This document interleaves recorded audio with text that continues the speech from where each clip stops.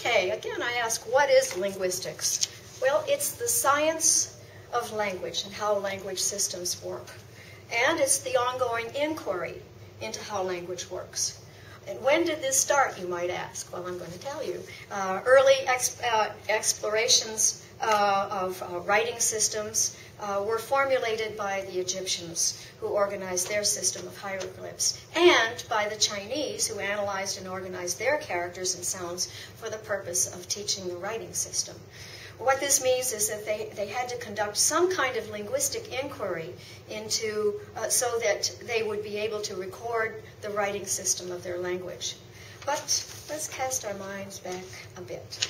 Okay. I need to write this as I speak according to this. Whatever the earliest history of language may be, it was only about 3,000 years ago that anyone began to be curious about how language works and to start examining it in a scientific way. This happened independently in two places, in ancient India and in ancient Greece. In India, in around the 5th century BCE, I use that before the Common Era, Parnini, it's pronounced like panini, but I mean written like panini, but pronounced like Parnini, wrote in Sanskrit about phonology and grammar. He felt that the pieces of words should be glued together in a particular order, and then rules should be applied to make them pronounceable. For example, the word impenetrable, okay, consists of this prefix in and penetrate. This is one of the words that he analyzed, and then able. Okay, but there are certain rules that one has to follow in order to combine these, and that's what he was examining. The in changes to im because it's followed by a consonant that's pronounced with the lips. P, b, m. So immeasurable, I was going to say, I can't think of a B word, but there are. Okay, I can never think of those things on my feet. You'll find out. And then we put the we take off the H of penetrate and put on able. So we have impenetrable, impenetrable, right? Parnini's formal style phonological analysis looked ahead 2,500 years to Noam Chomsky's work in the 1960s, and Chomsky has acknowledged his debt to the early Indian grammarian. The Greeks, about the same time in Greece, Aristotle, in the 4th century BCE, started the exploration into linguistics by dividing the sentence into two parts. Okay, do you remember that? In my grammar, back in the, oh, I'm sorry to say, in the early 50s. Sentence, the way we analyze sentences, it was, this is the subject and this is the predicate. Did any of you have to do it that way? So the boy, boy, and then the modifies, and the would be down here, and boy. Swam is the verb, and swam. And then, I think the prepositional phrase went in, pool, in the pool, like that. Something like that. Anyway, it was basically two parts, subject and predicate, okay? Which ultimately became the basis of the European tradition of sentential analysis. Later, Dionysius Thrax in the 2nd and 1st century BCE produced the first complete grammar of Greek, a language which has words that take a lot of endings, right? A lot of grammatical purposes with these endings. Thrax also defined 8 classes of Greek words, parts of speech, and his explanation of grammar became the foundation of all the grammatical, no, that wasn't it, grammatical description in Europe until well into the 20th century. Did I confuse you there? Okay.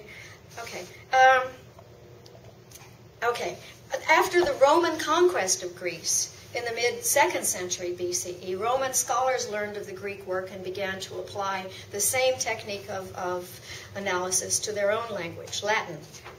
This worked out okay because the structure of Latin is not all that different from the structure of Greek.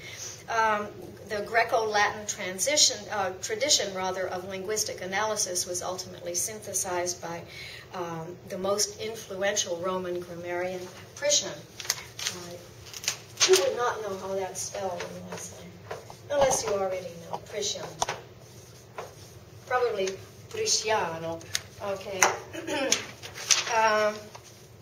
Whose description of Latin is still what's taught in most Latin classes today. I don't know if any of you took Latin. I had 5 years of Latin in secondary school. I stayed an extra year. And another in college. Loved it. When the Europeans finally got interested in describing their own languages in the 14th and 15th centuries Common Era, they mostly tried to impose Priscian's analysis of Latin onto their own languages. But because many of their languages were not that similar to Latin, it didn't work very well. Even so, the traditional Greco-Latin grammar method of teaching continued to be used in European schools down to the present day. Has continued to be used. In English-speaking countries, however, by the 1960s, the teaching of grammar, per se, was considered too boring and didn't engage students' attention. The next advance in the history of linguistics was accomplished by the Port Royal Circle, a group of 17th century French scholars who put together a remarkably original universal grammar of French. One which, unlike Priscian's model, could be applied to any language. An example of a Port Royal sentential analysis. Okay, forgive me here, this eraser is tough to negotiate. You navigate the board, okay.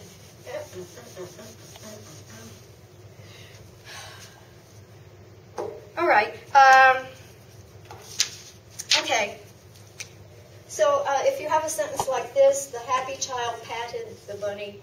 Happy child patted the puppy or the bunny? Okay, the bunny. Okay. The Port Royal Circle said this has 3 propositions. This sentence has 3 propositions. The first is that the child is happy. So we're looking at how you think of this rather than the structure of the language itself. And the child patted the bunny, and the bunny, there was an adjective there, playful. The playful or cute or whatever bunny. So give this an adjective. So the third proposition is that the bunny is playful. Okay. That was, okay, you can go into that if you like. Okay, near the end of the 18th century, European linguists began to realize that certain languages showed such striking systematic similarities that they must be derived from a common source, from which they had gradually diverged by a long series of changes. They call this family of languages the Indo-European languages, and in the course material there you can find a chart, and you can see all of the Indo-European languages. Okay, the Indo-European language, which may be descended from a remote ancestor, perhaps the one original language, if there is one, Proto-Indo-European, that's controversial. Okay. Only toward the end of the 19th century did European scholars get back to describing the structure of languages, the kind of work that we now call general linguistics, or the study of how languages are put together and how they work. The single most influential person in the development of general linguistics was Ferdinand de Saussure. Saussure, okay, the French. You speak French, don't you, Seth? I'm sorry for that. Okay, my camera person, Stephanie Tracy, is very patient with me. Okay, so, de Saussure. Okay.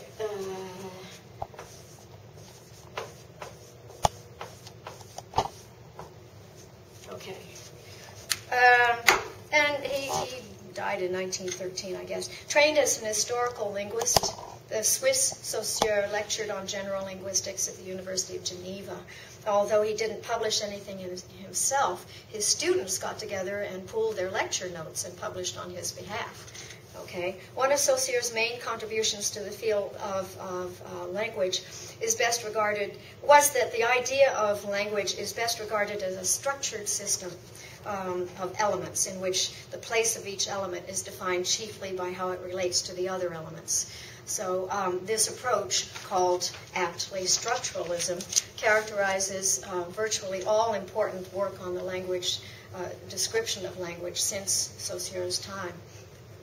Another very important aspect of Saussure's work is an emphasis on two different approaches to the study of language, synchronic and diachronic. Synchronic is we approach the language by focusing on the structure of a language at a particular point in time, okay? Looking at the structure of the language in Shakespeare's time, for example. And diachronic is when we look at the development of language over time, for example, looking at how medieval English became modern English, and what the changes were over the time, right? Actually, we need to be able to examine language from both perspectives, right? Structural and developmental. After the First World War, a number of East European linguists congregated in Prague. You can just see them huddling around the table to work on developing these structuralist ideas further, known as the Prague Circle. They did manage to publish some of their work before having to disperse some 20 years later in order to avoid the Nazis. Particularly prominent among the Russians were Trubetskoy and Jakobson. Trubetskoy published The Principles of Phonology in 1939, and Jakobson, who escaped to the U.S., wrote on the universality of speech sounds by studying how and when children acquire parts of their language systems. Jakobson also did important work in the field of semiotics, that is, the signs of language, in which the linguistic analysis is extended to include non-linguistic systems, that is, every aspect of social experience that can be analyzed and structured, such as signs, traffic signs, musical structures, architecture. This means that one can investigate the structure and the nature of language, that is linguistics, without involving semiotics. But you can't study semiotics without studying linguistics. Interesting, huh? Okay.